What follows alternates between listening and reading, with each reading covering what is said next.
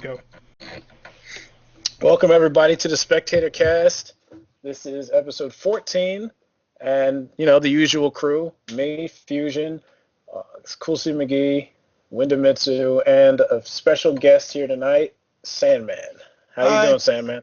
Hey. Pretty good. What up? Welcome. Yeah, welcome. It's the first time we had you on here, so I know we've been trying to get you on here for a little bit, and then plenty of people There was one started. that I couldn't make because I was on the way to an Avalon thing. Right. And then there's this one. Well, yeah, and then a lot of people started winning tournaments, so we had. And then a lot of people started winning tournaments, and they weren't me. Yeah. Just get right into it here. Just kind of introduce yourself, like how you got into this kind of community, and you know. I'm Sandman. I'm from Jersey, but I've been living in Massachusetts for the past, 7 years now. I got into Soul Calibur, so I went to college at Cornell and I was in a frat. And back then, every day I would get home from class and me and this dude would play Soul Calibur 3 first to 100. Wow. And if it was 100 to 2, I had a really, really good day. Like, this guy was like way better than I was. Like, I would just get stomped. Interestingly enough, we used to play it was Olkadan was like the Edge Master, so it would be Olkadan versus Olkadan. And so would be like, oh, you go through all the characters and you pick one, and I really liked Siegfried, and he just kept being like, no, don't play Siegfried. Siegfried's ass. Pick like Mitsu or Cassandra or something. Like, you really don't want to be stuck playing Siegfried, but I like playing Siegfried. And then picked up Caliber 4. I don't know, I brought my girlfriend to the mall and we went shopping, and she was like, oh, you could run into GameStop. Saw Caliber 4, picked it up, played it a bunch of my roommates. And this was like right before Caliber 5 came out. And then Caliber 5 came out, I got hit up by Oofmatic at some point, ended up finding 8-Way, and then I went to NEC 2012 was, I think, my first major. I went to like a Jaxel Dome before that. Oh yeah, that's right. That's right. So yeah, I've been competing since then. Okay. So you were in kind of like the area with like Kikalik and Jin and those guys, or? Like, kind of. So I started playing 5 right around the same time as the New England scene kind of died. So what happened was I met Kikalik, Jin, Nightblade, Justkill, Phoenix Ivan, Goofus, everyone, pretty much the entire New England crew, except I've never met Idlemind. They used to have these tournaments at Game Underground, and I would go to those and get probably second every time. And then they all kind of, for the most part, dropped off. And then a year later, I got hit up by this guy Ron, who was starting up a group called Havenshine in Rhode Island, and it was Ron with Lord Xavier, who a lot of people now know as the Hilda player from Rhode Island. Yeah. And that was so Game Underground stopped having Caliber, but Havenshine sort of picked it up. So Kikalik, Jin, and those guys still will show up at Havenshine every once in a while, so I do still see them, and they do still play a little bit. Okay. Yeah, I remember Kikalik would show up to random Jaxel Domes, and Jin showed up to, I think it was Winter Brawl 8. So, yeah, I mean, I know they were much more active in 4. Yeah. Them and Justkill was at Ivan. Summer Jam. Yeah, Justkill, yeah, that's right. And Aya is also Massachusetts. Oh, see, that I didn't know. Aya is from 20 minutes north of the place I just moved from. Kind of over where Idol lives. But yeah, Aya has been going to everything. Yeah, yeah. And so is Xavier, actually. Well, Xavier plays a number of games. I think he plays Smash and DOA and. Yeah, he's narrowing it down a little bit, because that was they run the Havenshine up here runs they run a whole bunch of tournaments. It's actually a pretty sweet place. They're really big for Smash now. They've got a couple of players there for Smash that are like this guy Mars is the best ZSS player in he's like the top player of New England. He's like one of the best ZSS players, and like he has to be one of the top in the country. I don't know, but Yeah. like they've got a couple of really. There's a good Sonic player. They kind of picked up, and they run these tournaments on the weekends, and they'll run everything. Okay. The It's Sonics. pretty sweet. What is the Sonics player's name? I might know that guy. Kid Craftus. Okay, no, that's not That's not who I was thinking about. Okay. But okay, that's just pretty good. You might Um, Mars, Pug West, Blood Cross. Blood Cross made top 32 for Evo. okay, Captain Awesome is there a lot. Captain Awesome. Yeah. That's a great name. Kika joined my room the other day, like no more than 2 weeks ago, I'd say, randomly. So he's still alive. He still plays and he still comes to things every once. So does Jin, I think. Like Jin was at PAX and entered the tournament at PAX. And who else? Like Nightblade, I think, still play, and Just Kill still play. Just Kill's been on a bunch. He was practicing for Summer Jam. He beat Omega XCN at Summer Jam, I think. Huh. I don't remember, to be honest. But, yeah, but so I mean, you've been playing Soul Calibur 5. Made pretty decent name for yourself, especially NEC 14, I think it was, where you got top 8. 13, yeah. Yeah. I keep forgetting it's the number is a one higher It's than the one year. off always. Yeah. It's weird. Yeah. But yeah, you started as a Siegfried player in this game, and then you moved on to Viola. Yeah. You still kind of bring out Siegfried every so often, but I mostly do. Viola. I can say that at Summer Jam, I think the only I played Boom Soldier as Siegfried the whole way through. I won 3-1, I think, and I think that was the only time I won with Siegfried. Now, I hear that's a bad matchup for Yoshi, but I have trouble seeing it. Is there something you know about fighting Yoshi with Siegfried that? And like, I'm gonna be speaking a lot from like general things that I think. Like none of this is high level thoughts at all. This is just something I observe. Is Yoshi tends to get Wall Rising beat a lot, and 3 beat a lot. Like, whenever I'm up against a Yoshi player, it's like as long as I can see, as long as I'm not getting full crouch 3K'd a lot, and I don't find myself on my back for most of the match, I send Yoshi into the air more than I do other characters with Wall Rising B. Is there any reason for that, or is that just how it's worked out? I'm thinking about it. It's like are you tech crouching certain moves, or? Yeah, I think because you can get underneath, what is it, 22K? That's a high. That's high. Yeah, that's a high. Which I didn't know. You get underneath. Wait, 22K is a high? Yeah. Oh my god, 22K is a high. Mind blown. I know. I had the same epiphany one day. I was like, wait a second. That is the middiest looking high. Yeah. But go ahead. So you get underneath that. You also will end up. I don't know, if you just like crouch, if you crouch block, dragonfly kick, you crouch block the full crouch 3K. What else? I don't know. I just feel like Yoshi's also it's a matchup where the range, like Yoshi really doesn't have anything for long range, for like Wall Rising B tip range. Sit stance mix-ups like. Yeah, but sit stance mix-ups are options selected by Siegfried throwing out a 3B at the exact right time. That's what I was wondering, because you're meant 3B or wall standing B, or I guess it doesn't matter. 3B is faster, so for that you probably just want to do 3B, because for all of his approaches he comes in right next to you. Right. So you don't have to worry about the long range thing. So I just throw out 3B, and I do screw it up a fair amount and get hit, but there's, I believe, a single timing for 3B that beats all of his options. Yeah, I I don't think Patroclus. Maybe I could try my 3B. I don't know. See, Anyway, I'm yeah, that lucky- must be so good.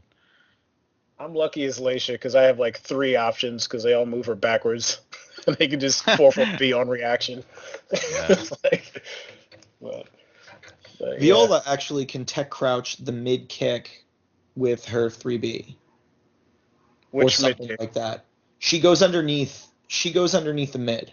The meditation Yeah, meditation K. She goes underneath it Yeah. Wow. Okay. for no reason. So you think Siegfried for you does better against Yoshi than Viola? No, honestly, as much as I think the matchup is in Siegfried's favor, I think it's in Viola's favor. Like it, Like for most things. similar reasons, I guess. Like I mean, she's a better character, so let's, she's a better character, and because he doesn't have anything long range, really, it's his short rangeness up against hers. And if he doesn't basically spam IMCF or like, I think he can Iron Fist possession the orb, and do stuff like that. But he's got to be within 4/4A range to really be threatening, which puts him in 4/4A range. Right. Okay.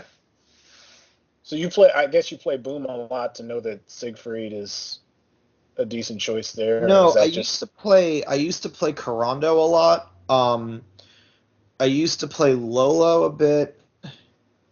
I would have a few matches against Ring Out. There were a couple of Yoshis I used to play, and it was always just like I felt like you landed a lot more launchers against Yoshi than against other characters. Like, I never really could quite understand why, but it was like he always seemed it seemed like throwing out 3B a lot worked better off against Yoshi than it does against other characters. Can he punish it like with something? He can see Okay. punish it, Okay. which kind of sucks. I think everybody can do that though. He can probably IMCF it. IMCF should beat everything. Yeah. But again, that has to be like really close up, and if it doesn't work, he eats Chief Old B. He can. Oh, what a lot of people like to do is they like to do either 214A which is like a sidestepping Right. Yeah. thing, or 22K, I guess. Or he has a bunch of stuff that's like the tech crouching, tech stepping, sidewaysy move that gets underneath all the options if you don't realign the chief hold, but they all lose to realign smash. So he really doesn't have a great out and out punish for it, except for like maybe IMCF from really, really close. Is that realign K? Brave Realign B. Oh. All of like 214A, 22K, and the other thing are all pretty slow, and realign B is like, I don't know, it comes out in like I would say less than 30 frames. I don't know. Yeah. A-way run moves are slow, so like, Right. like there's a few characters with that, like people who will do Ezio, they'll sidestep and do 6/6B after blocking Siegfried's 3B. You can realign B that. You can realign K. There's other stuff that beats B, and you can realign K it. But realign K is pretty risky for like just needing somebody. Yeah. Yeah, I'm not even like I never even went and tried to figure out the sidestep tech crouch. I mean, unless I'm like Pura or somebody, but like as Leisha, I never tried to look at sidestep tech crouch moves to beat the stance. I just either throw out a 3B and hope you don't do the knee, or like just do something that beats the knee. AA. Or yeah, either that or just block it and sidestep the Brave Edge part. Yeah.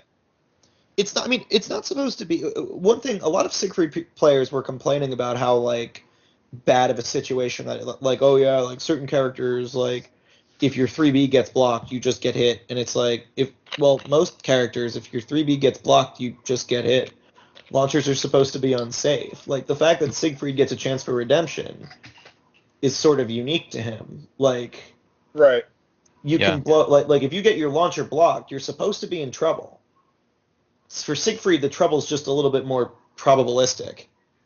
Yeah, if my 3B gets blocked, they get AA'd. If Yeah. most people's 3B gets blocked, they get like stabbed or something. Right. So, but his 3B is pretty damaging too. So there's that. His 3B is actually like his 3A does more damage on normal hit than his 3B does, counting all combos and whatever. Right. Siegfried's launch, like, and that's the one thing. His 3B does about as much damage as B6 if it doesn't launch. But then they're on the ground. And it does, I think, 39 on normal hit with no meter. With meter, it does like 81. But it's not like, I mean, Viola's launcher is completely absurd, or like, even like, I don't know, I think Mitsu gets more than that. Yeah. Yeah, I guess Mitsu is one of those characters that sort of has a second chance at redemption on his 3B if he decides to brave edge it, but I like Siegfried's options better. Because with Mitsu, you have to make that decision. Right. I think you have to make that decision when you throw out the launcher. With Siegfried, you could just, crap, I'm here. Now what? Like. Yep. You pretty much you dedicate yourself to the brave edge, or you kind of throw it out and see how they react. Yeah. There's certain people who are actually pretty fucking good at telling when I just 3B and they punish it pretty well. Because even for the strangest turn, even sometimes when I'll do the brave edge, I may wait till like almost like the very last frame. I've always had like people backstep out of it and then like punish me, which in turn kind of pisses me off because I already burned half a bar just to try and get you, but you were already way out there. And that's the thing. Like, I know Triple J loves that 3B Brave Edge, but I'm like, if I'm a Mitsu player, I would never use that. Like, I would 2KB, yes. 236B, yes. But I would never, like, that to me doesn't make any sense. Like, unless it's like a game-killing gamble, and I know everyone is conditioned to punish my 3B. Like, that's like you don't even get the damage off of 3B that's Brave sort of Edge. the thing, though. Like, Viola's 4-4A is hard to punish for that exact reason, is that if she just decides, fuck it, I'm going to throw out the meter burn anyway, and you decide to try to punish 4-4A, you eat half-life. Right. Like, it's sort of the same thing with Mitsu's 3B Brave Edge, is like if the guy's doing it, you now have a safe launcher. Or like if you're doing it and the guy's afraid of it. Yeah. Like, that's what I mean. Now have a safe 3B. Oh, yeah, that's what it does, is it makes you wait to, just guard or sidestep or whatever you do against the second part. Or you'll have them conditioned to step every single time you throw out a 3B, and then you get something, probably. I don't know. There you go. Yeah, that's really the only reason you would do it, Zach, is to keep them honest on the original 3B. Because, I mean, I don't know. I'm not a big fan of 3B in general for Mitsu. Like, I know he needs it, but it's like 3-3B, 6B, any poke. Like, I wouldn't have really a place for 3B unless it's like a whiff punish or I don't know.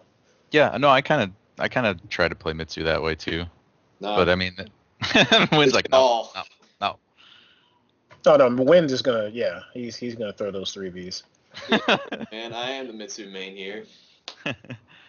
No, you know what? That's a good point. At this point, I mean, I'm already throwing out like everything else I really have to get my damage. I'm already taking a risk, and I guess the 3B just comes out kind of normal at one point, and to a point like I guess I really have to play a person who will kill me for my 3Bs. But I think almost about generally everyone I've played, the most times they'll ever kill me for my 3B is like 1 out of like 8, 9.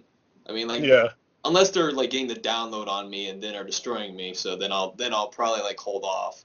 and probably play more respectful. But for the most part, I guess like even if I do get punished, it's not into the full damage extent. I get like maybe well, I guess the one of the people who know how to kill me for is Party Wolf, and he immediately gets his 3B KK. So because I don't know, he reads me well, but I guess in just terms of just general punishment, they just get like maybe like a BB, an AA, just something very small that I can take the damage for. I'm like, all right, let me see what else I can do. So Yeah. This is weird. We've been talking about Soul Calibur for like 20 minutes. This is usually Mortal Kombat talk time. The Well, We can talk about Street Fighter. Nothing's really No. happened in MK other than Saltface dropping Molina and making everyone Look what cry. she did. Oh, damn it. What have I done? wow. No, I'm not gonna go into that because it's kind of stupid. So But yeah, Mitsu's 3B is Um, good. I guess usually when I'm that close, I do 236B full charge, you know? Like, when I'm that close, I usually do throws or that move. And then, yeah, or 4KB or 3KB. I don't know. 3B Yeah. is- I mean, I one guess- B is Wow. 1B is ridiculous. Yeah, that too. Sidesteppable, but good.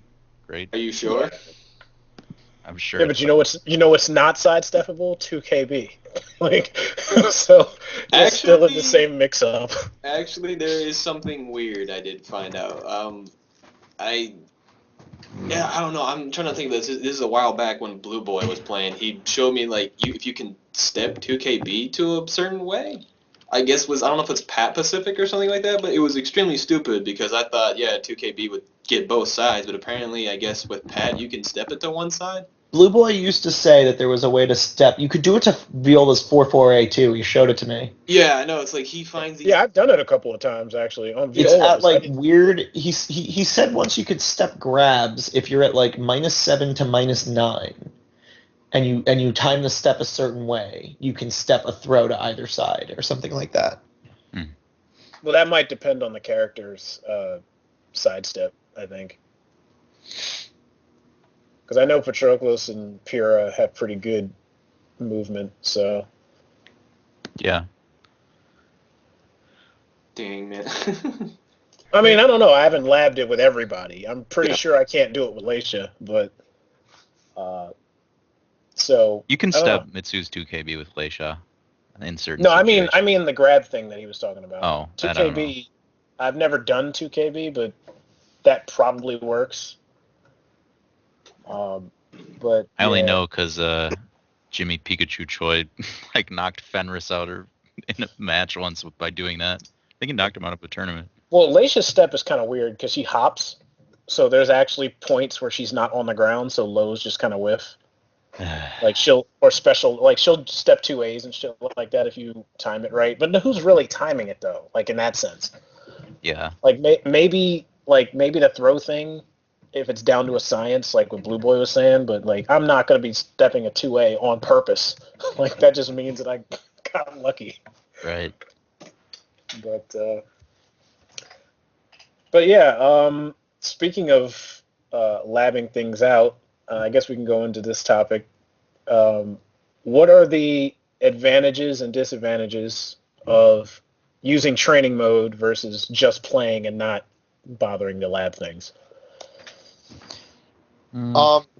So the way I always thought about it is that if you just play, you will eventually randomly encounter the stuff that you need to practice in training mode, but you're leaving it kind of up to like what you come across. Yeah, like you might encounter a situation that you really, really should practice, and then you could either keep playing and eventually you'll run into that situation again and maybe you'll know what to do, or spend some time drilling it in training mode. Of course, in training mode, you're not getting the full, like, the reactions are going to be a little better because you're always sort of expecting it.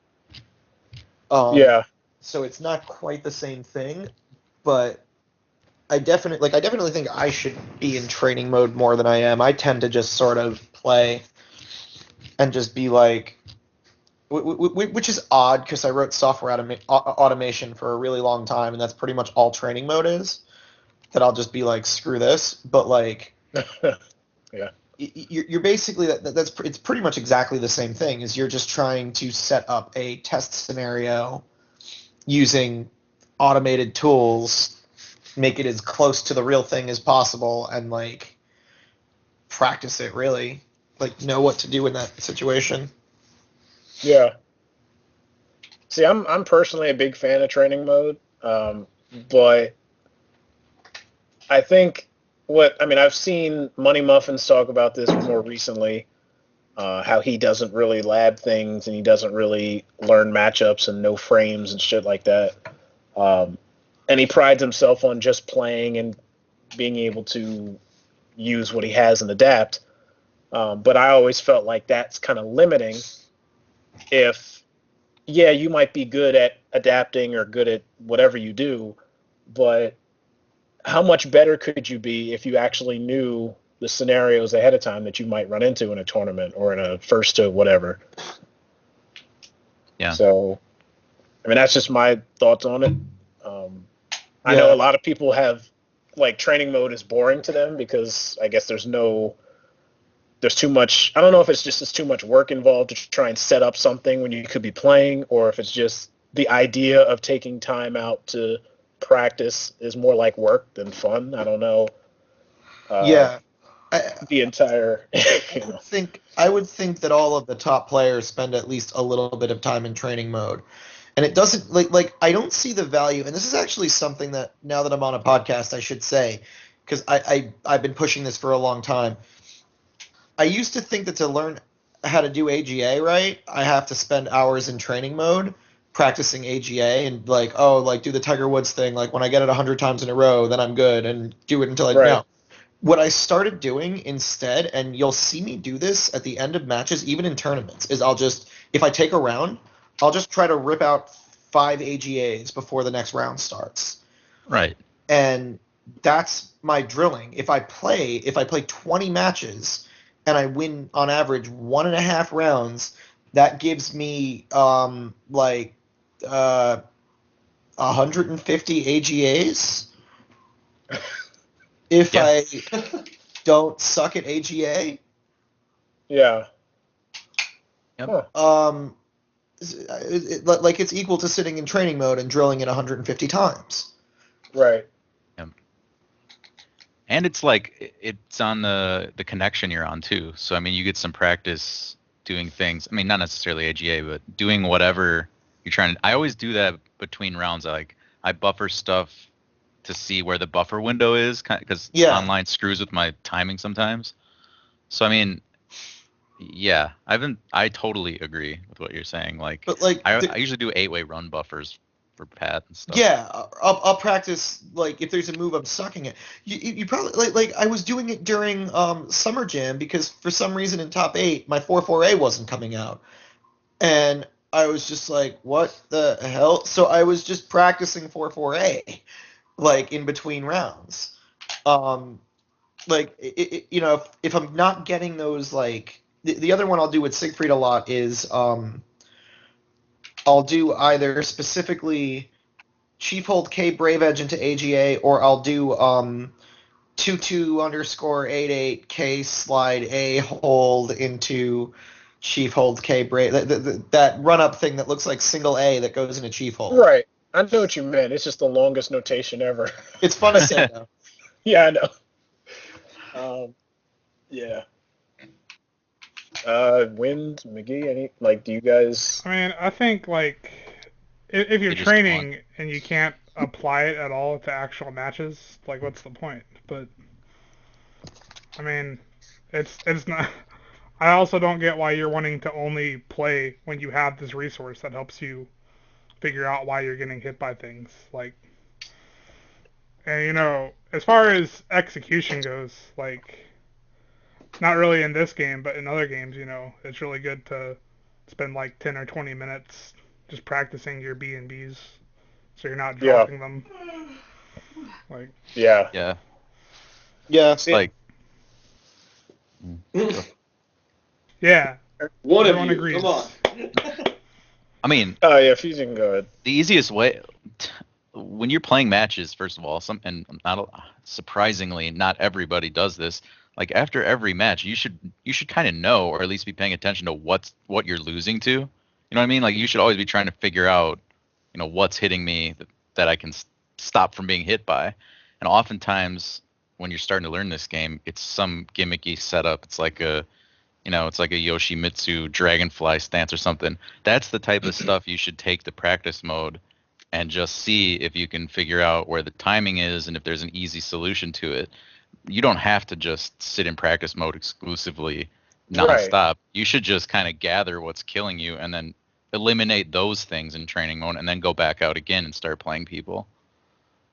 Yes. Imperial Fiend actually has a good point.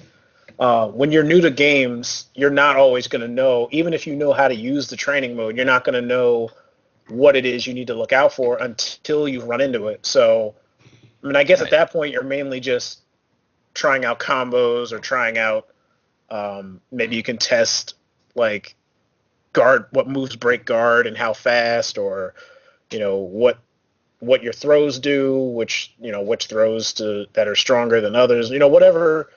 You don't have to do all of those things, but just like those some things you can start with before you get into like, oh, I got knocked down by so and so. What are his options? Like you won't know that until you've played and gotten knocked down. So like Now I that's got kind of like. Chumbawamba stuck in my head for the rest of the day. You get knocked down. But yeah, like the matchup specific stuff, I think helps. But then again, it's like I feel like if you rely too much on training mode for matchups, you end up learning how to defend against the character and not really how to attack the character. If that makes any sense. Yeah. Like, Yeah. like you have a strategy for like, if I get hit, then these are my options, but you don't have a strategy to say, how do I stop them from even getting the hit in the first place? Like you would if you played against them a lot or played against somebody who was good with them. Yeah. It's good to get. I mean, another thing you use training mode for is like, I hate to miss combos or stuff like that. You should just have all that stuff on lock in training mode. You know what I mean? Like if I get a launch, I need to do the right combo.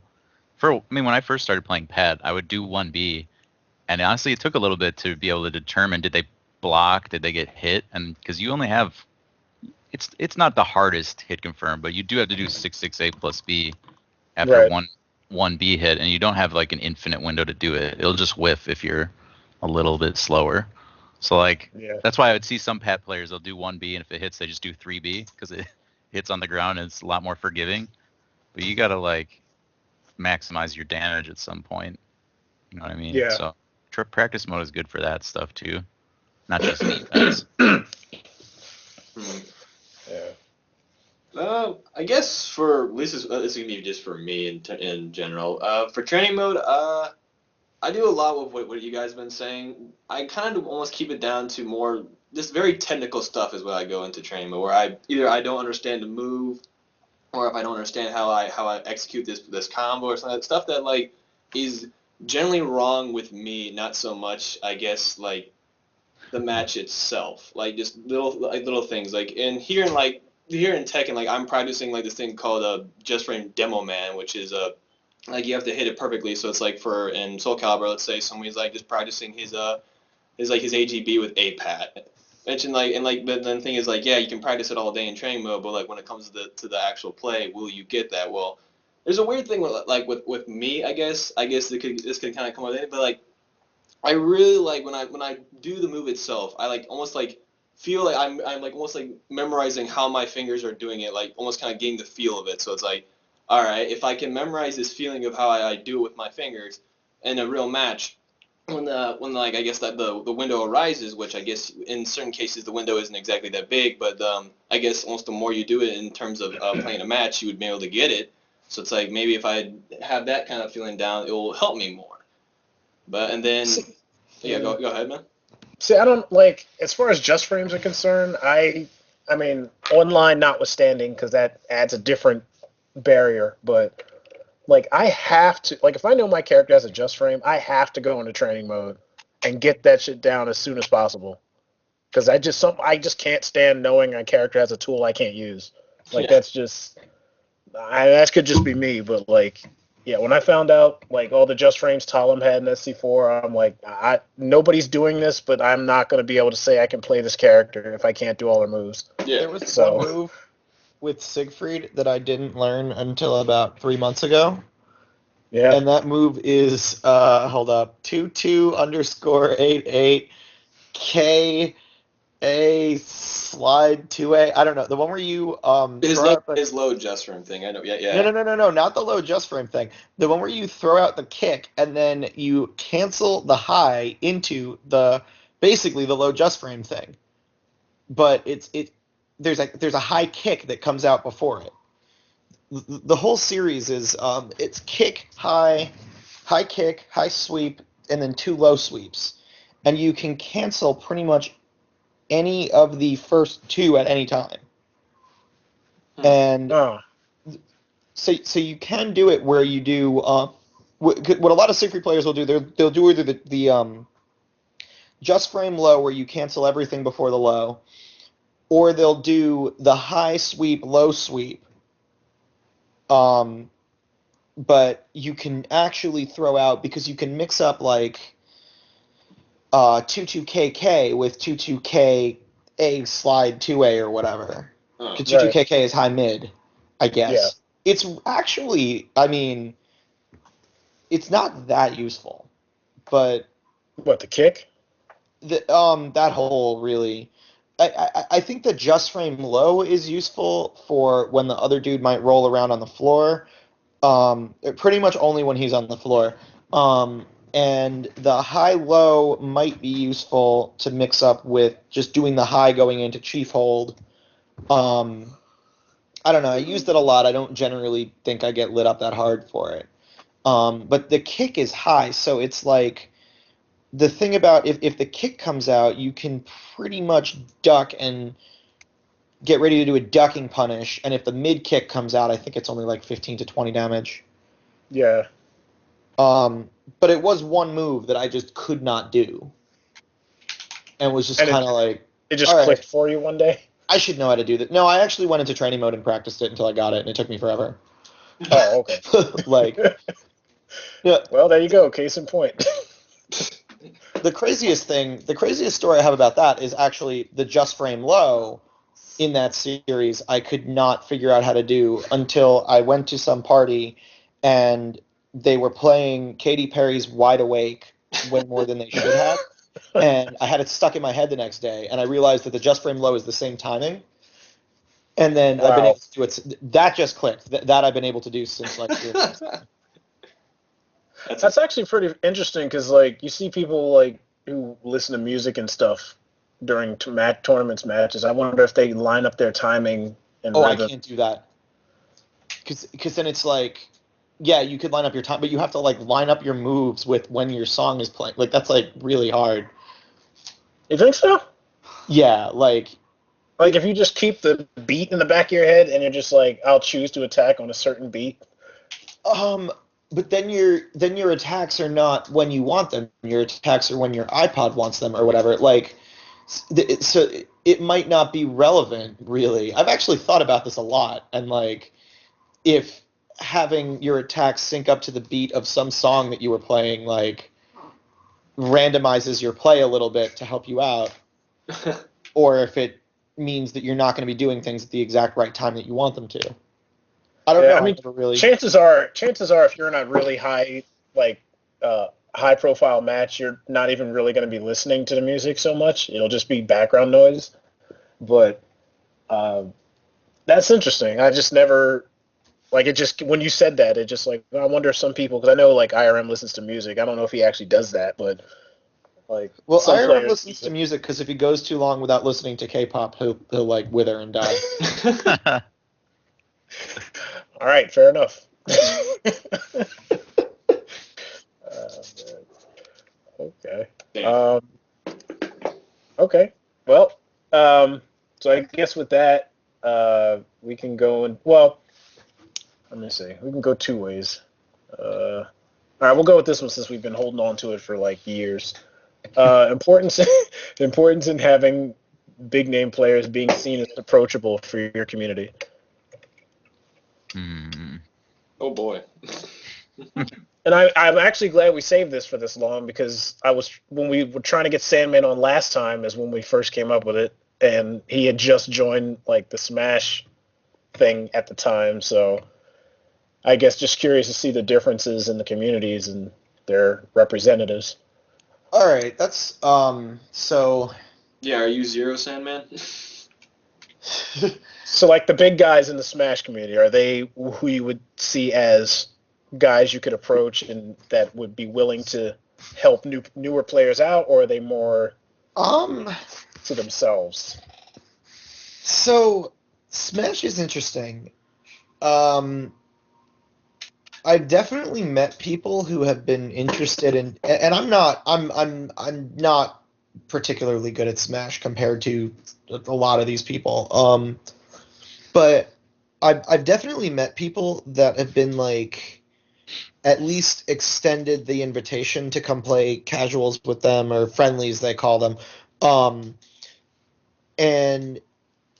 But it never seems like it's the like top play. So I played a couple matches against a guy named Wizrobe at final round.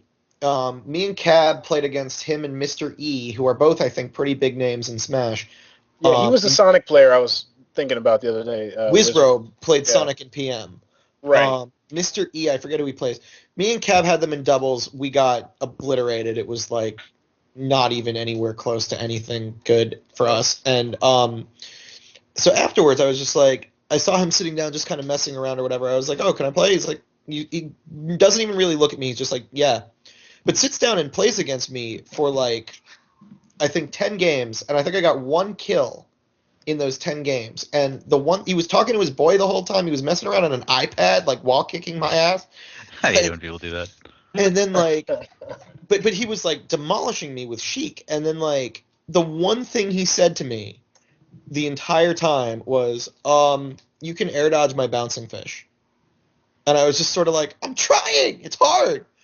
Like, but so getting sort of back, like, I've noticed that a lot more about Smash players is that they might not want to talk to you, but they will sit down and play you.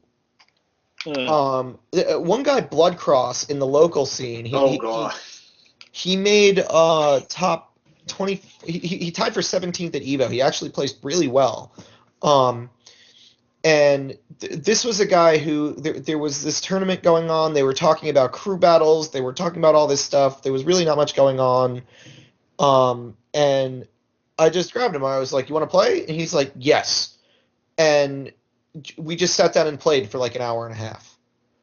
And every once in a while, I would take a match off of him, and he would just be like, "I fucking hate that move." But like, again, he sat down and played me for an hour and a half, and like played for real, and like did point out a couple things, like, "Oh, hey, do that." Like, so I do think the Soul Calibur community is better as far as like approachability of like big name players, because again, these are just still local players and medium-y players in the Smash community. This isn't like the Zepps or whatever. Right. Like, I think our Zepps are a lot more willing to help people learn. But yeah, it is a thing there too, and it is definitely like, without it, people aren't going to want to play the game. Yeah. Okay. Oh, go ahead.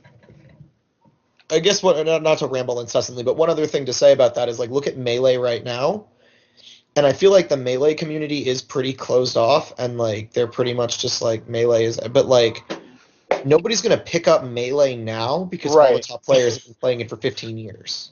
That, and is there anybody even interested in trying to get into Melee now, like over a decade after the fact? I think people are interested, but then they realize that they have to learn 15 years of meta before they can. Well, that's what I mean. Like, why not just get into Smash 4? Like, at that point. That's what I'm doing. Like, well, yeah, I mean, like, any new player who wants to get into the Smash community now, why aren't they just stick with Smash 4 and not even bother trying to learn 2 games ago? Because the big Melee players Because believe Melee, man. Melee is the one true game. It's the top execution and the whatever. Which I understand that mindset a little bit, that the highest execution game rewards skill the most. But I mean, you're playing. I don't know. It's a 15-year-old game. It's never gonna be anything different than what it is. Eventually, everyone's gonna play Fox and.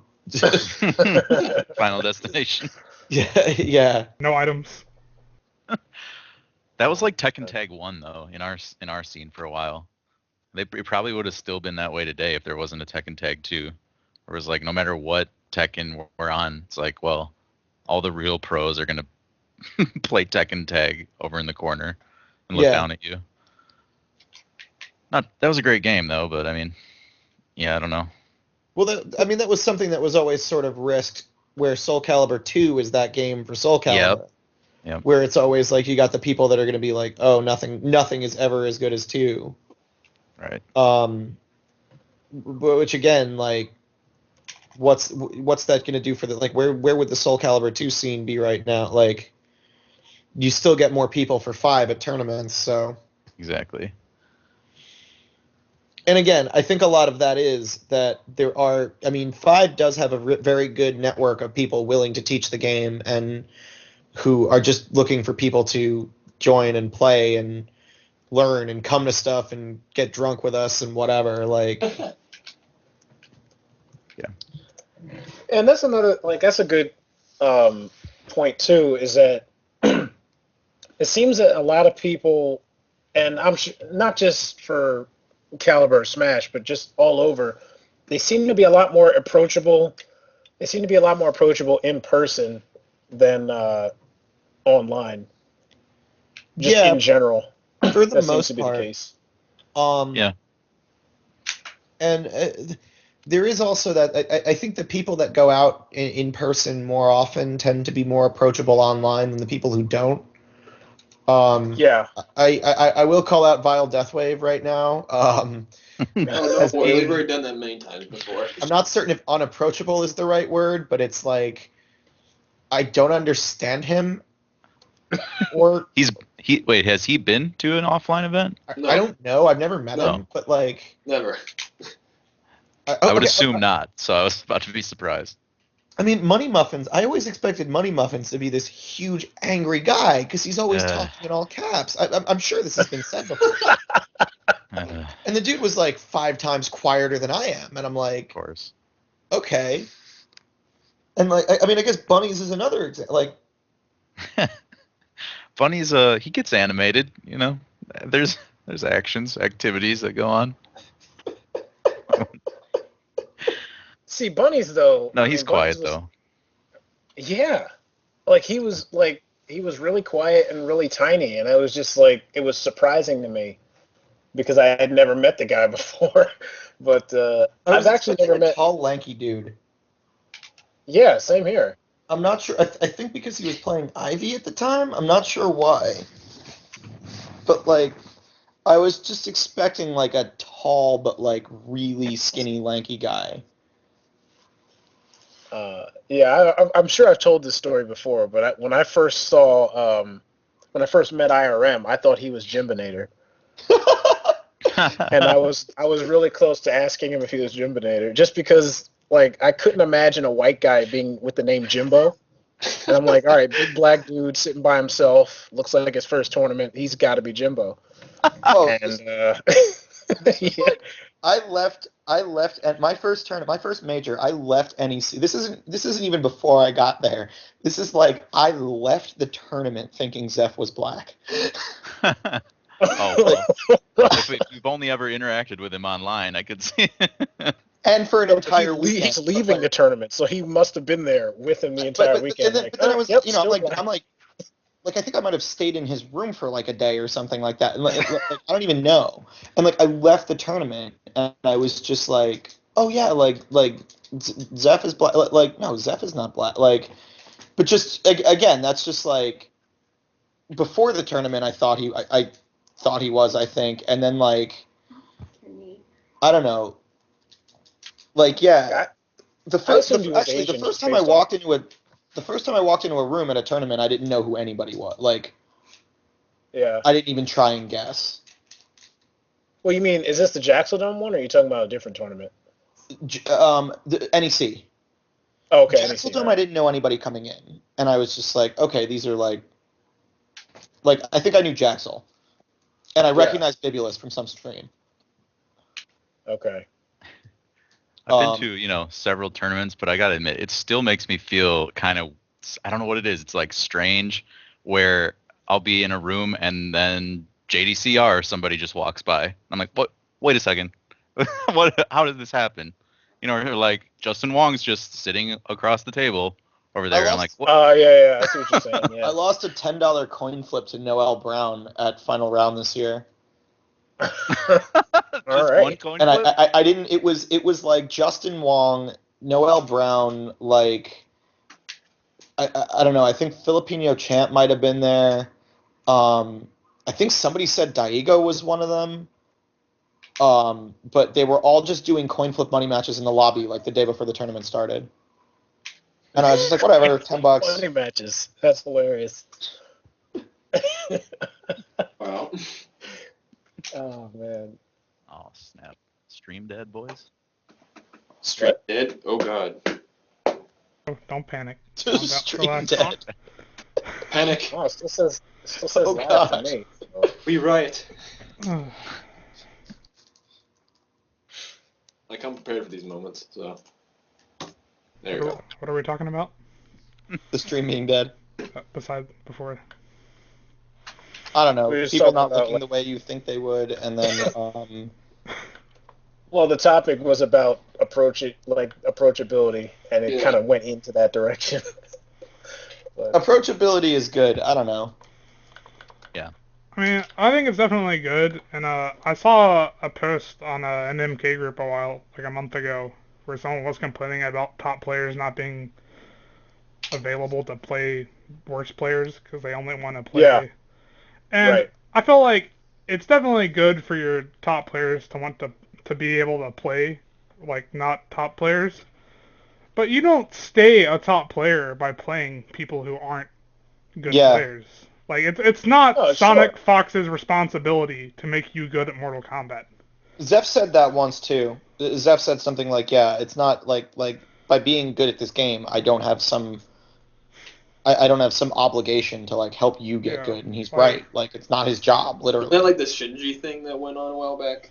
think? I don't know. I don't think. See, and I guess that's where I would disagree. I mean, not that he has an obligation. He definitely doesn't. But just if I was in a position where I was like looked at as the best or one of the best players, I would want to help people get good, just so that if I was beating everybody, it would at least make it fun to play. Like if I was just beating everybody for free, that would get old for me after a while. It's like, all right, this is just free money, but why? I don't have to practice. I don't have to do nothing because I'm just the best. Yeah.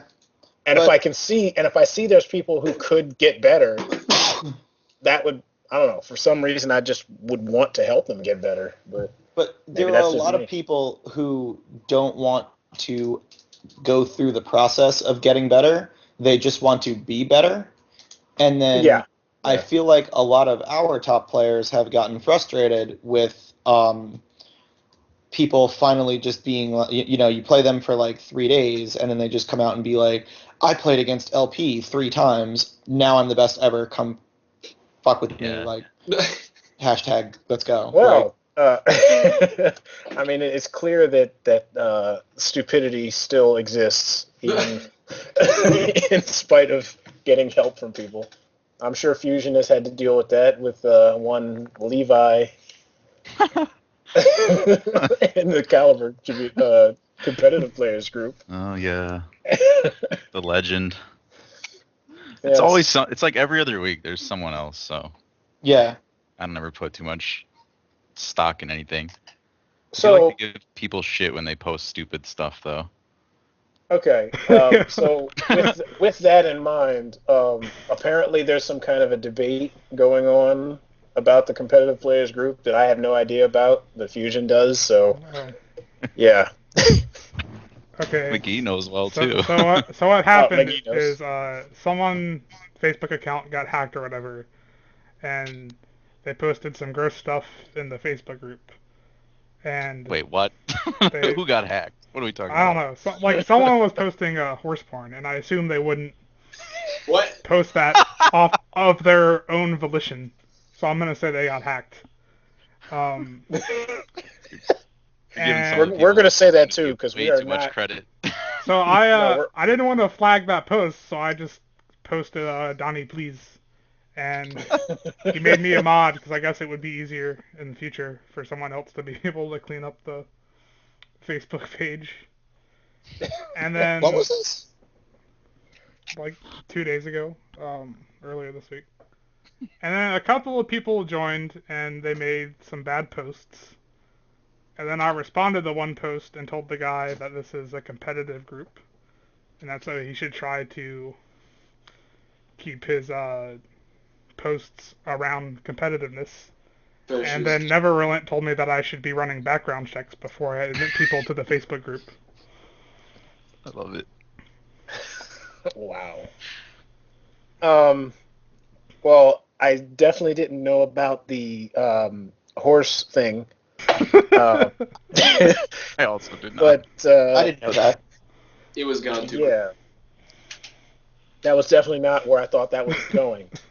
But as far as the competitive players group, it's been known for a long time. I know Party Wolf has mentioned it before, where there are a lot of people that enter the group who have no intention of being competitive and just want a place to vent and complain and talk about stupid shit. So, I mean, how many times have we seen people who post that lose a match and call stuff spam or say that the game sucks because Soul Calibur 2 is better, and you know, so I mean, is a screening process possible or doable? Like, what do you do with that? I mean, No, it's you not. can, like, I can tell if someone's a bot pretty easily, but Right. that's about it. Like, you can't really determine whether or not someone will make bad posts based on their name.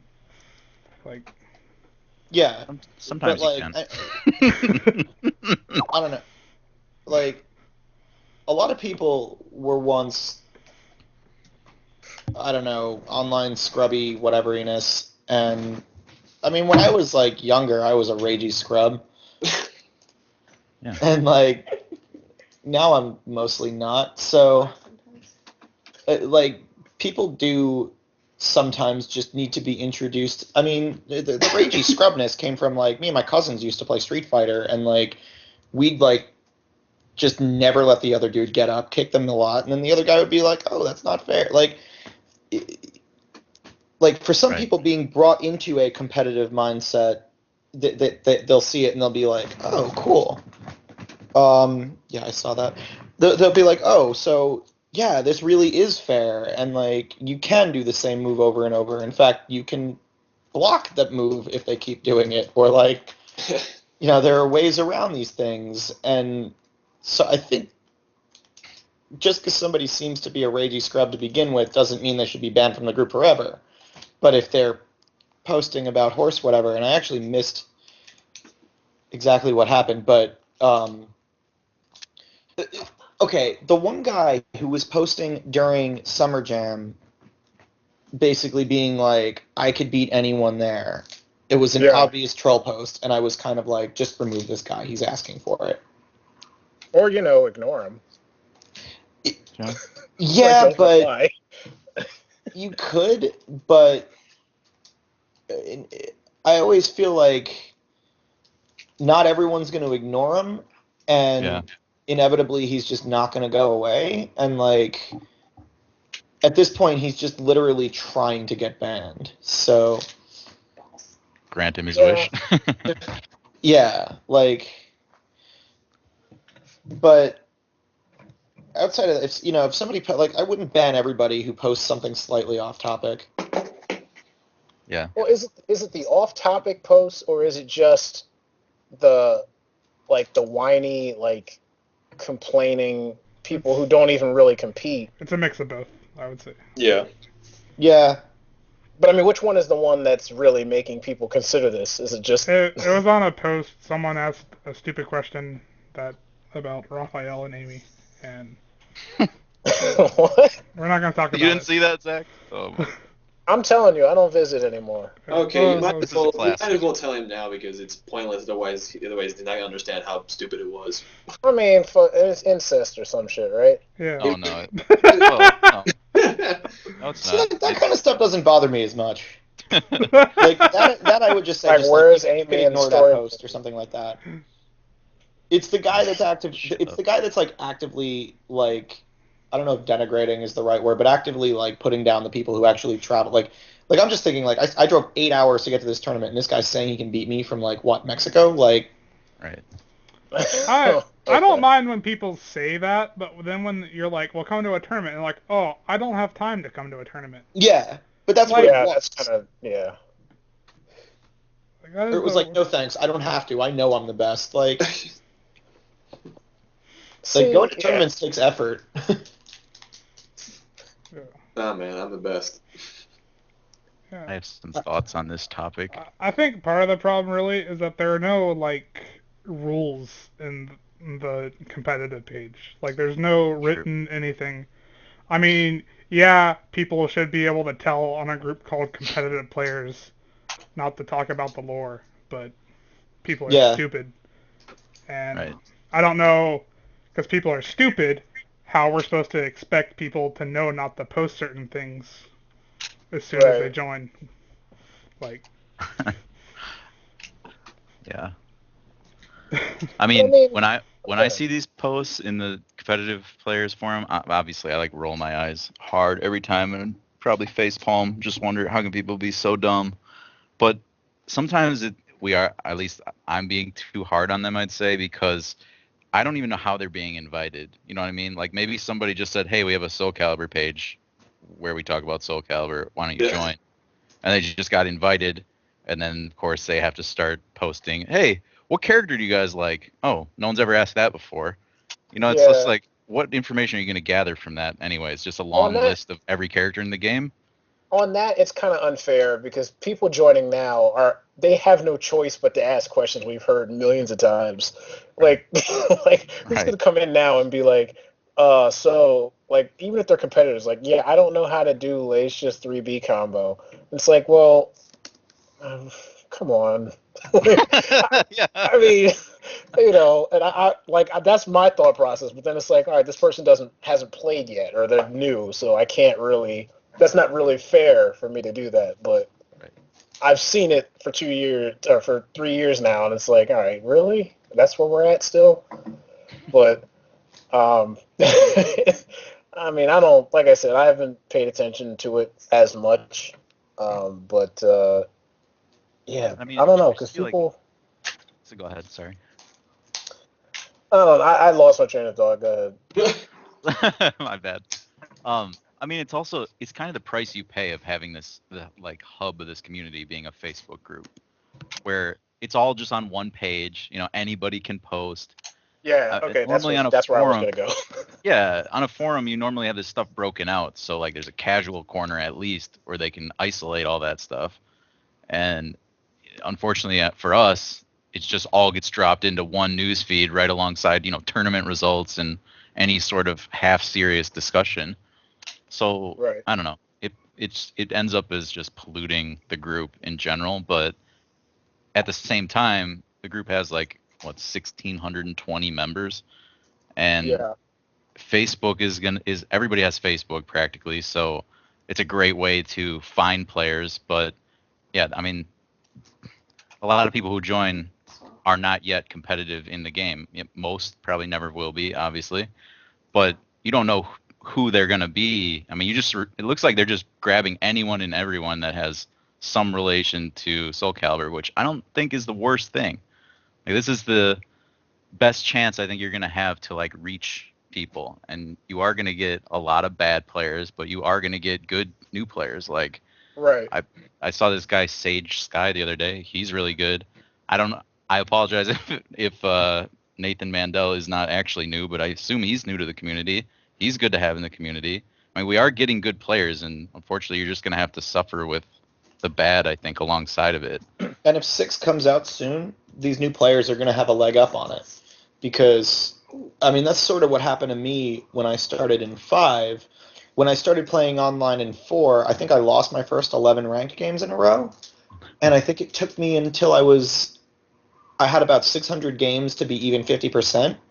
And then when 5 came out, it was like, I only played 4 for like a few months. And then when 5 came out, I won my first like 4 ranked games in a row. And then like, I don't know, I started off with like an 80% win rate.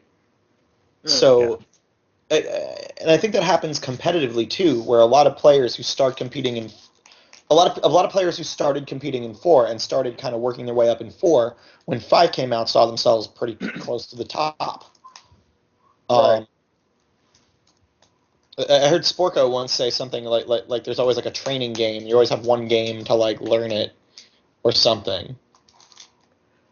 I also think that, like, as far as it being a Facebook seems a lot more accessible to people. Like, Yeah. some people might look at 8-Way Run and just be intimidated by the fact that they assume everyone who's on there is like super pro, and like, where do I go to find the information I need when you can just go on Facebook, ask a question, and get like 18 people responding to you. So some people assume that about the Facebook. I know Ray Warlord, who's new-ish. Well, he's been playing Calvert for a while, but I think he just joined the Facebook group. I remember saying something like, "Oh, are you in the Facebook group?" He's like, "Oh no, I'm not. I'm not good enough. I don't want to be like the worst player in that group." I'm like, "You will not be the worst player in that group. Don't worry about that." Like, so I mean, I think that the problem. You know, some people say competitive and be like, well, I don't know, I'm not that good. right. One problem I know that was brought up recently about 8-Way is that the 2 things. One, that the ads were strange, and 2, that the notification system was a little weird. Somebody had said that they were getting, they thought they were getting notifications. They thought the ads and the notifications were the same thing, and like 2 over 40 Filipino women had sent them chat messages, and that it didn't seem like a legitimate website, so they're not going to join. Wow. Oh my god. I don't know if y'all get those weird ads on 8-Way. Like, I get like. I usually get like RPG stuff. I use But AdBlock other than that- because I'm a scumbag. Yeah, I use AdBlock as well. I get like Filipino dating sites and ads to the school that I was like actively doing my master's in. Wow. Like when I was getting WPI ads when I was actually an active student at WPI. I was Wow. like, what? Now I'm getting PayPal and Google Chrome. So I don't know, maybe it's improved a bit. So, as far as the Facebook thing, is wow, what the fuck? I just lost something to do with City Life and brought it back to me. My Shit. bad.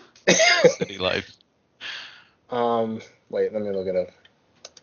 Like back then, I felt like these city life posts are just the worst possible thing, but then it's just gotten progressively worse to the point where newcomers are just being like, "Oh, you guys, you're those assholes who learn moves in this game."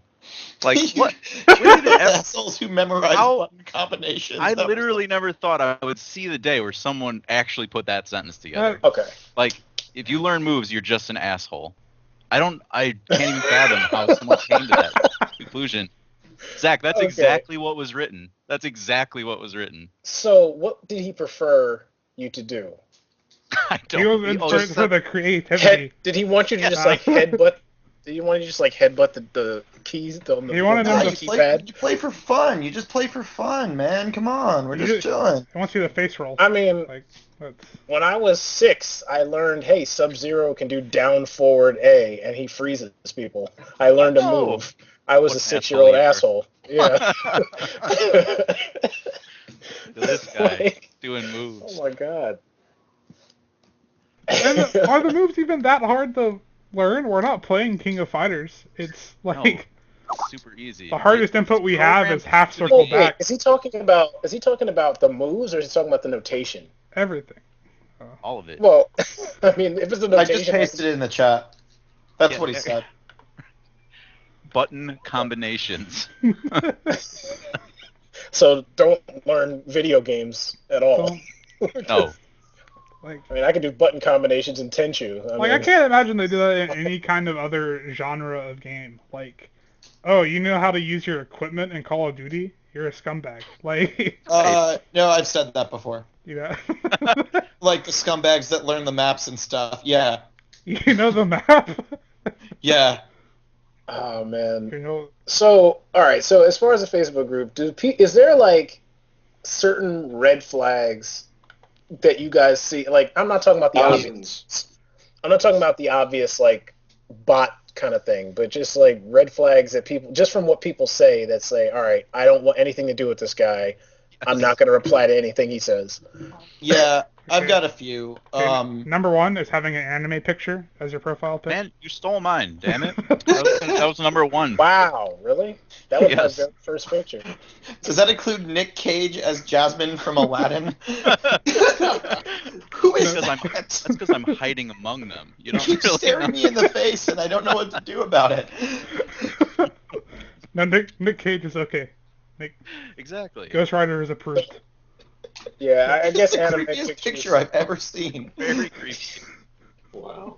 I That's guess a anime realistic pictures kind Kirby. yeah, I guess they kind of lead to bad things more often than not. For me, it's certain terminology like teabag, spam, overkill, like that. Those words, like if I see anyone use those, generally it means bad news. Spam is the number one. If anyone's talking about spam my favorite is when people will be like, when somebody will be like, oh, like, are you good? And he's like, yeah, like, I don't spam or nothing. Like, Yeah, but even then, that's like, all right. The fact that you know something to be spam is yeah. is a red It's- flag for you me. pride yourself on not spam. Like, that's your pride point is I win. I Right. don't even have to spam to do it. Like, Yeah. I think that we should just have a pinned post that's a link to the Serlin Playing to Win guide on the Scrubs page. That would be the best. And you have to read it before you post. somebody fell down. Someone fell down. Someone fell down. Do they need What? life alert? Oh, Fusion fell down. Life alert. I found it. I can't get up. oh man. Where did Fusion down. you... But are we? I guess we're still talking about red flags in our community so far. Pretty much, yeah. Well, yeah, I'm pretty sure. I'm not sure if all of you. I think McGee and me and McGee are at least aware. There's been a large amount recently with just the people who have been coming in, kind of posting very along the lines of what you have said. I remember here. I'm gonna look this one up just because I got a great kick out of it. Give me a second. Because it is I don't know if his post is still up or it's gone or not, but oh no, I got it now. I like respectfulness. Taunting me is an A-OK, but teabagging, overkilling, and showing off Oh, unblockable okay. cancels after KO, for example, is a big no-no. Type in GG or whatever, and we're good to go. Okay, I did see that one. That's that Than Carter somebody. Yeah, this is probably one of the biggest red flags I've ever seen. So, Like he had a bunch of rules, pretty yeah, much. I know that's as to how. Like, oh my god, man. And that's another thing, and it's kind of unfair for me again because I've been playing for years, but like, there's a point where you reach where none of that shit is even registering in your mind. Like you're so focused on the game itself, like that's not even a thing anymore. I keep forgetting. Except when Blue Boy does it. No, not even when Blue Boy does it. I'm just like, all right, whatever. Let's see Blue what Boy I can do times his next. overkills to make the time in between rounds last twice as long. That like, I agree when it's like, you know, if somebody's stomping on my corpse, I really don't care. I'm just kind of thinking about the next round. But Yeah. Blue Boy actually delays the next round, and I will admit that like, I just kind of get like, go, come on, like. Yeah. He practices that like he would practice it such that he knew with like a bunch like Aeon, Pat, like a whole bunch of different characters. He knew how to like extend the time the longest. Yeah, those long command throws that just have like Yeah. you can mash them. Yeah. I always thought it was hilarious, and then I started playing him, and I was like, no, damn it, Blue Boy, Blue. Yeah, I mean, I don't know. I'm just like at that point, I'm just not even really paying attention to it. But I mean, like to set up rules like that before you've even played, like don't overkill me. First of all, that's gonna make somebody overkill you, and second of all, you're not gonna be happy about it. So it's like, why even try to set that up? Yeah, that's like, I don't know. Hello? I think I'm back. Oh, Hello? he's Hey, back. Hey, Fusion's back. That was Comcast, weird. Comcast special guest. Comcasted. Comcasted. I Or guess like if Charter. you say don't like no grabs, like or even I mean I can even understand That's a no. good one, yeah. I could even understand no grabs before no overkills because an overkill literally has no effect on anything other than your like emotional well-being. Like overkills don't affect the game. It's not like you gain meter for doing overkills. Like they don't affect anything. I think grabs affect someone's emotional well-being pretty much. Grabs affect people's Like- emotional well-being, but like saying no grabs actually changes the game being played. But you know what? At least I would prefer no grabs to no ring outs because I used to hear no ring outs all the time back in the day. Yeah. Like I had a bunch of friends who would never pick stages with anything but walls on them because, like, yeah, we can't do ring outs. That's cheap. Whatever. Grabs they were okay with, but ring outs, no, can't You do know, that. I played this Smash player in a couple of games of Soul Calibur at TFC, and he rung me out and he said he didn't like ring outs. And I think if I was to hear that from any kind of fighting game player, it would definitely not be a Smash player. Like, that's how you win Smash. You knock them off of the ring. Like, Yeah, right. I can't even imagine. I can't imagine what the somebody who was like that in Smash what their rules would be. Like, no up Bs ever. only Like, final I don't know. smashes. Oh man. No be no fox, But- no wizards. Oh no edge guarding. They do. There was this post going around. Oh, okay. Yeah, somebody yeah. All right. somebody reposted it in the New England Smash 4 group about like the rules to join Brawl Club at this school, and it was like they banned like Meta Knight, Diddy Kong, DDD, and somebody else. Like it was like I mean it's almost like if in Soul Calibur somebody was like characters that are banned like Viola, Patroclus, Siegfried, and Zwei. They're all cheap, obviously. Everyone knows that. Right. And then it was like you're not allowed to edge guard. You have to wait for the person to get back. I don't know. They had items on. It was like all items are fair except for these items. Like then there were all these rules concerning like membership. Like there was one that was like when you join when you're finally given full membership because that took like 4 days. You had to like pick a character and you had to be that character forever. You can't pick a different character unless the group votes on it. What? Wow. Wow. That sounds amazing. There's really no words for that. See, I knew that in Smash they. Fuck. What? Fuck. What? I don't know who that was. Oh man. What the hell? Okay. Well, yeah, like I know in Smash the like there's a thing where certain stages can be banned. But I don't know. I guess because Smash was originally not a tournament quote unquote game, that there's a lot of things in there that can fuck up the meta. But That's the thing. Like Smash has always been a game that was not geared towards competitive play until Smash 4 when they said, "All right, we'll throw a little bit in for competitive players. We'll have like a competitive mode." But they just like there wasn't a lot of communication, I guess. I don't know what happened because you ended up with these Omega stages, and they said, "Okay, for competitive ranked Smash, it's only on the Omega stages." And then people were just like, well, what the hell? Now it's just 27 versions of Final Destination. Like, that's not good for competitive whatever. And they were like, right. and then people were complaining about the stages. And Nintendo was just sort of like, well, what do you want? And since the game initially came out, they released a whole bunch more stages that are now legal. Dreamland, Miiverse, I don't know the rest. But yeah, it's because of that. It's because it originally wasn't a competitive game, and they just didn't really know what the competitive community expected in a stage selection. Mm. They also do things. They also do things. The rules for Smash are also way different from Caliber, and a lot of it has to do with how the menus are and how the like there's no stage selection in Caliber ever, and there's character lock if you win. In Smash, they do this thing like the stage is always picked. It's never random. After the first match, it's generally selected from a pool of like 7 by whoever lost most recently. Okay. And after the loser picks a stage, the winner can change character. Oh, wow. Okay, that is different. But the winner changes character first and then the loser. And I think a lot of that has to do with the fact that what stage you're on affects. There's 40-something characters, and like there could be hard counter picks in terms of stages and even. What was that? Hello. You still there?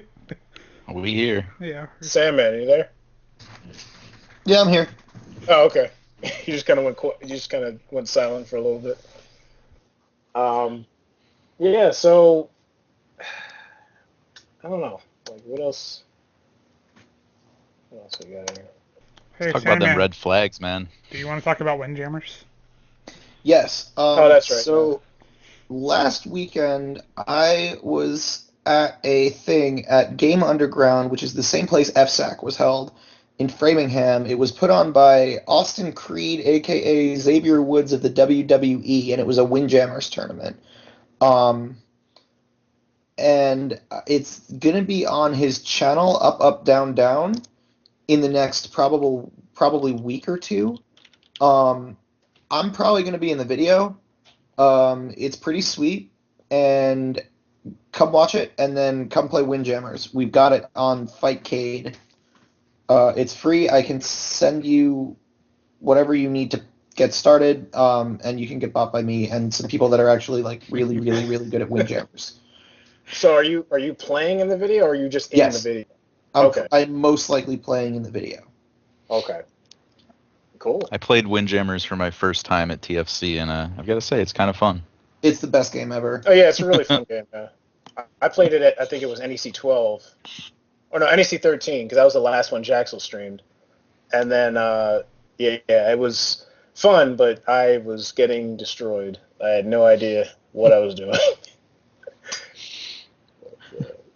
Fun game though. So yeah, look out for that. There were people like hovering around the machine. Like if I even went near it, they're like, "Hey, you want to play some Windjammers?" I'm like, "Sure." Well, I don't know what. Everybody likes that game. Like I've never met anyone who's like, "Man, I hate Windjammers." Everybody. Like. Yeah, it's so simple. Like the concept of it's so simple. It looks fun. You know, there's no real reason to hate it unless you just hate losing, which a lot of people do. So you know. So it seems like the French are kind of good at Windjammers, because whenever I go on Fightcade, like there's always 2 French players playing. They are, and everyone's the French watching look them. Down on us. Like. Oh wow, really? Yeah. Wow. I wasn't even aware of the French Windjammers community. Dude, I remember my first Windjammers experience. Didn't I play you, McGee, at like the very first? Yeah, and you got mopped. Oh. Hey man, I was playing Germany and it didn't work out all right. Man, it says Germany? what style they're for. Yeah, man, but I thought like maybe like the kind of the equal. I think Germany was all power, but I thought I picked like the even guy who like even power and speed, or if that's the second thing, I don't remember. Your first character should always be America. So is there like a tier list of Windjammers? America's bottom tier. America.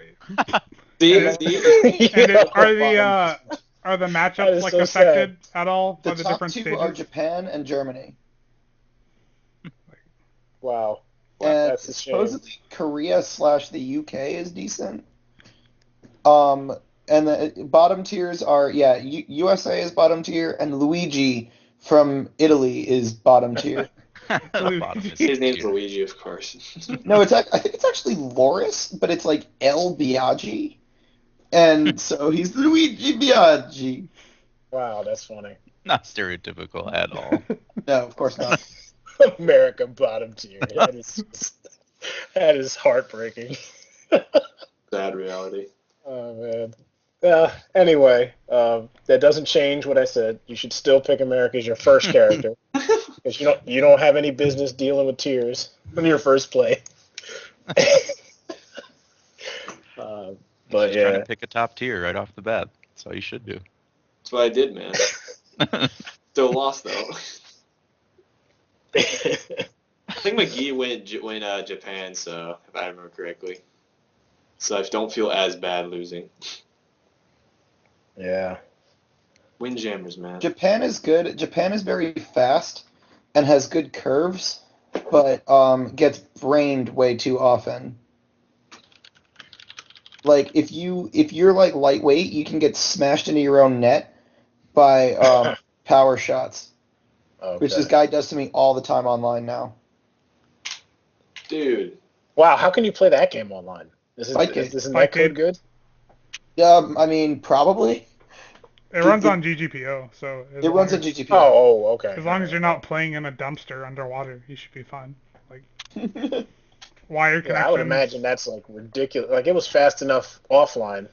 Like, try to react online. Was it at speeds? Like, can you play on Turbo 3?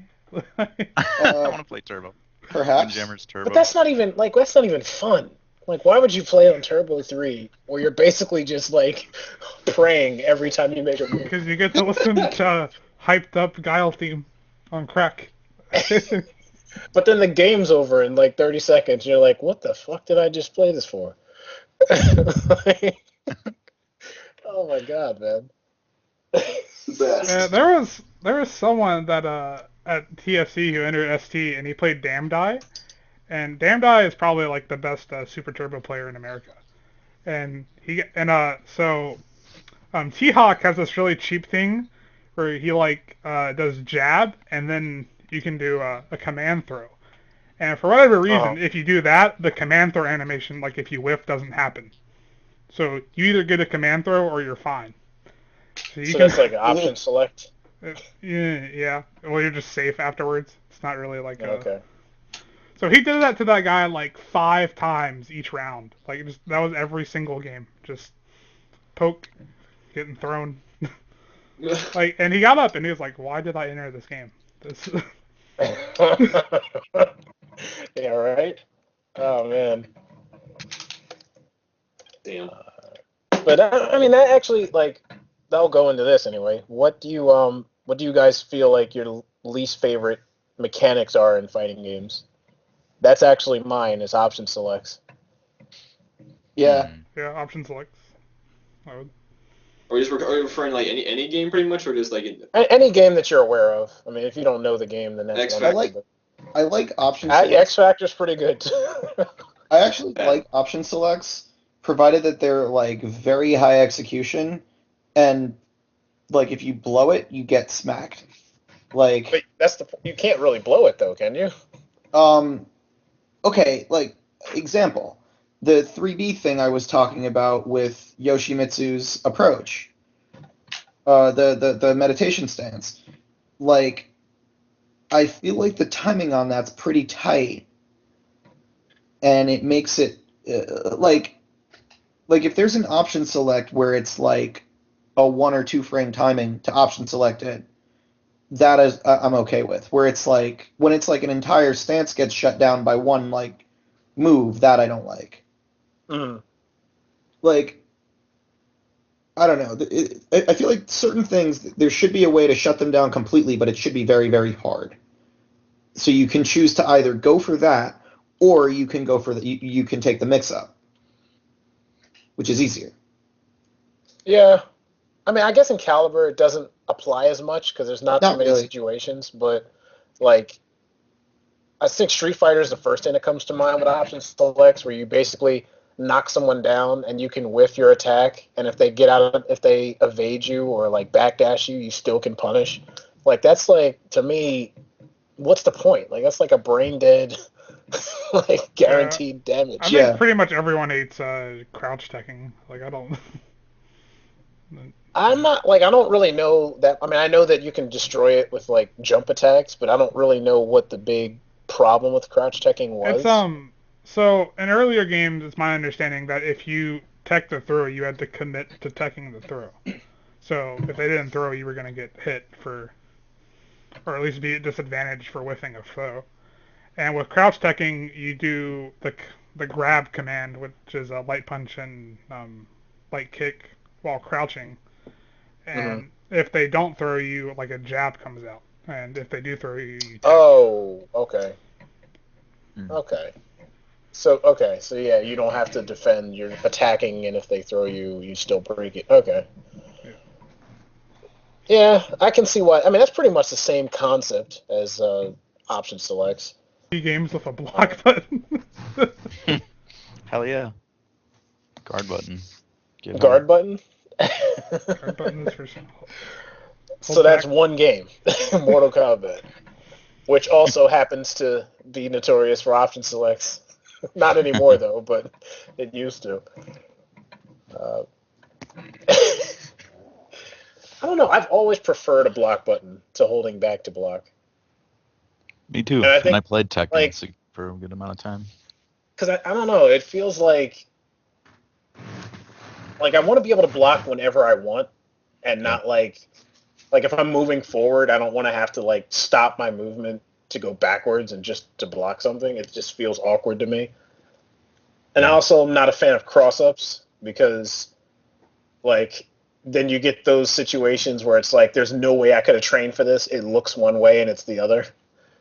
And it's like that to me just ruins the skill part of it. But I still hate X Factor. That's all I need to say. Have you ever played Marvel? X Factor's pretty. Like I have actually played Marvel, and it was not a fun experience. That's because you suck. X Factor is the ultimate comeback mechanic. I don't think anyone likes X Factor. When I see F Champ play like his Phoenix have 5 bars in X Factor, I watch as the poor person gets demolished. Yeah, Phoenix is a character who has 2 X Factors. Like. Yeah. But I mean, that's pretty much a lot of characters, though. In vanilla Marvel, Wesker X Factor was retarded. Yeah. In this one, you have like, I don't know, a bunch of characters. I can't think of them all right now. All of them, pretty much. Virgil. I mean, every character in that game has some kind of jank that is really stupid. Like. But I mean, like, the game already has, like, retarded stuff in it, but that's just like, okay, you got hit by the retarded stuff. Here's something super retarded to hit them back with. It's like, you made one mistake. Block this invisible cross-up. Oh, time to die. Yeah, I think the speed ones are the worst. Because, like, the game's already fast enough. And then people are literally not on screen because the screen is covered by everything else. Yeah. But I mean, that's just the game then. Marvel, baby. Marvel. I mean, let's be real. Like, if X Factor weren't in Marvel, how much better would it make the game? I think a player actually tried running no X Factor tournaments for a while, and they didn't go very well. Like.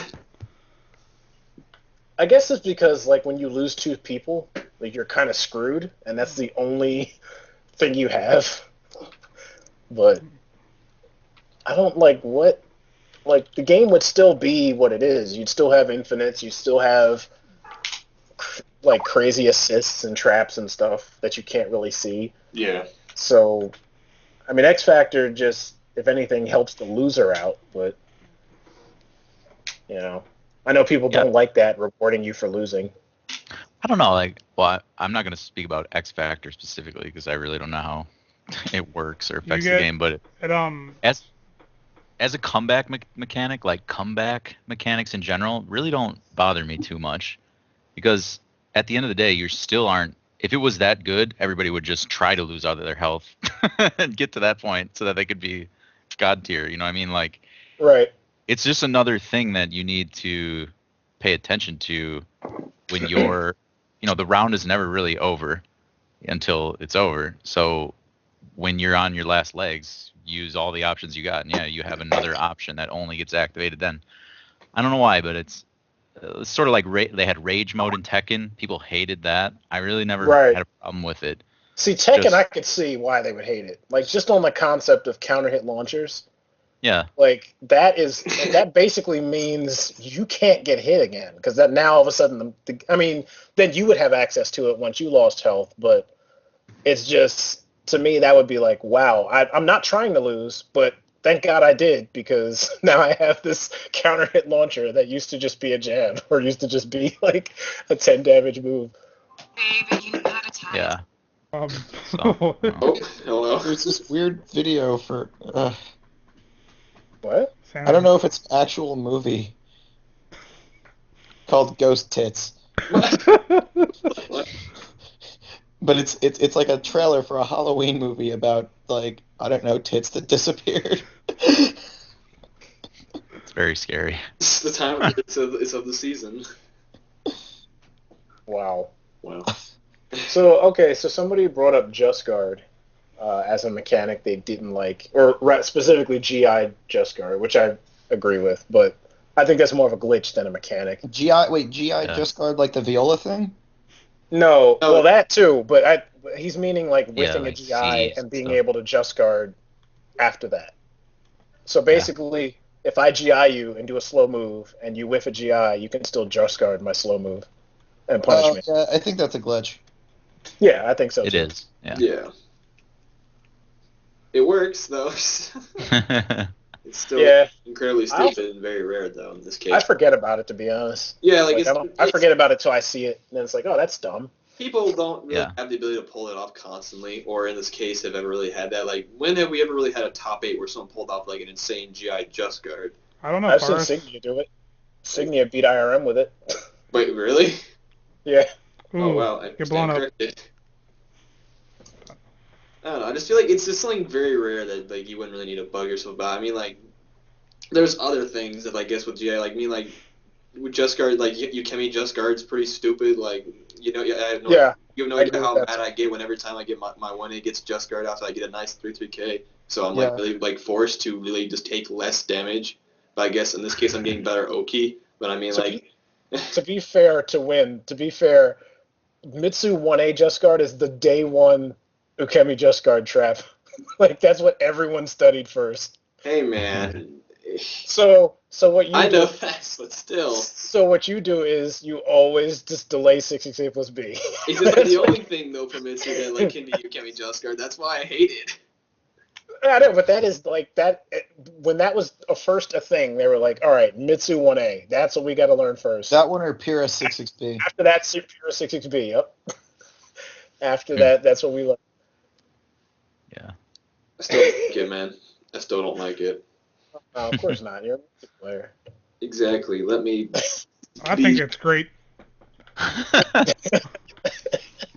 Can you do it? No, I suck. Like I am all landfish and Manus Crawl mix-ups. That's Sunfish.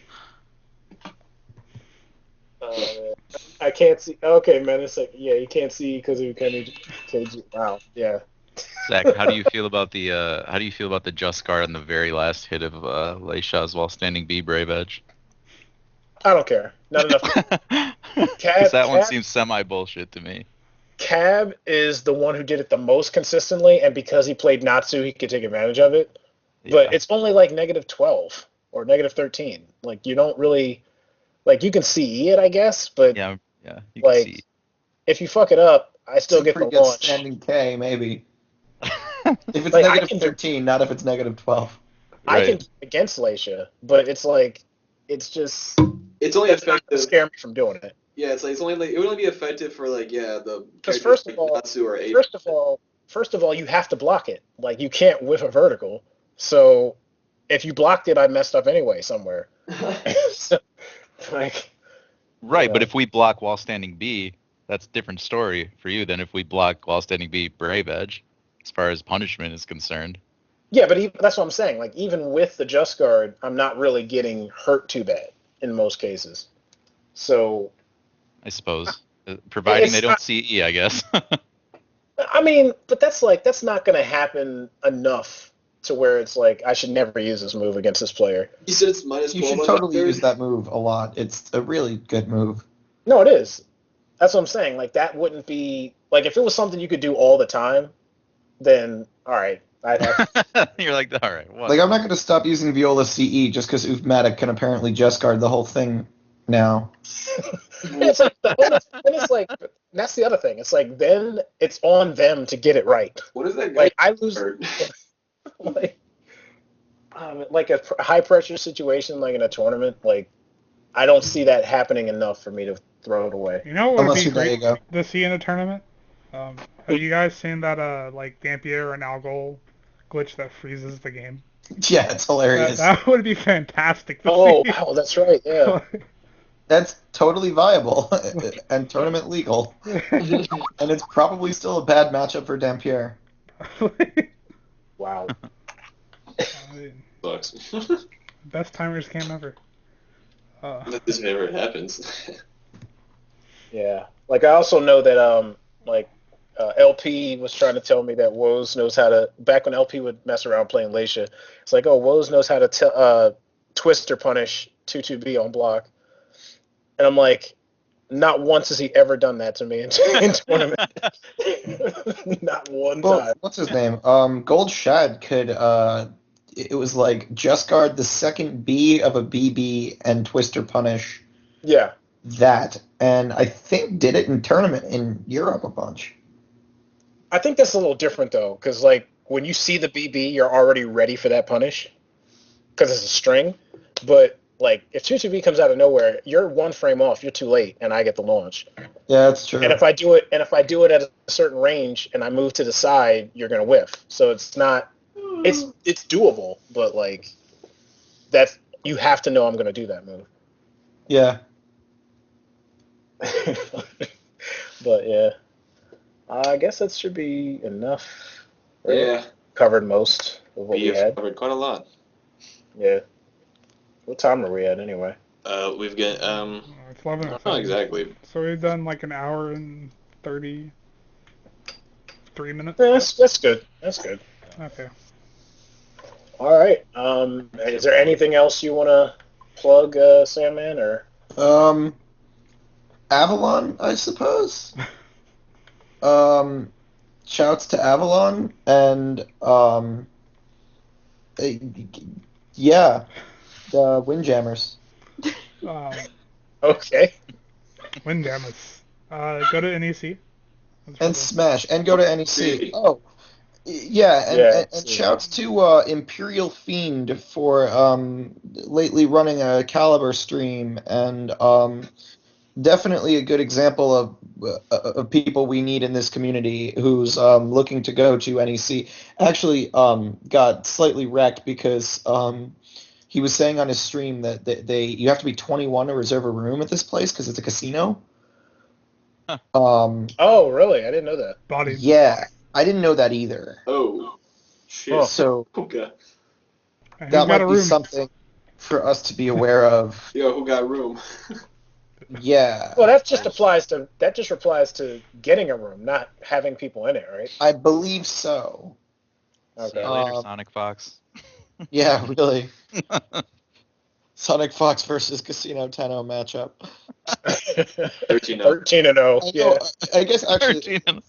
that's sort of the last thing I want to plug is that NEC, now that they changed the date, it falls on my 30th birthday, and now that they changed the venue, it falls at a place where I can play poker. So, Wow. Lots. Stuff. I can't. I suppose just extra plug for NEC, and everyone come to my 30th birthday, and like shots. That's it. All right. Hooray. Shots, then poker. Great idea. Yeah. All right. Well, I guess thank you guys for tuning in, and IRM, you're late, but thank you for tuning in for 5 minutes anyway. All right. Yeah. Peace out.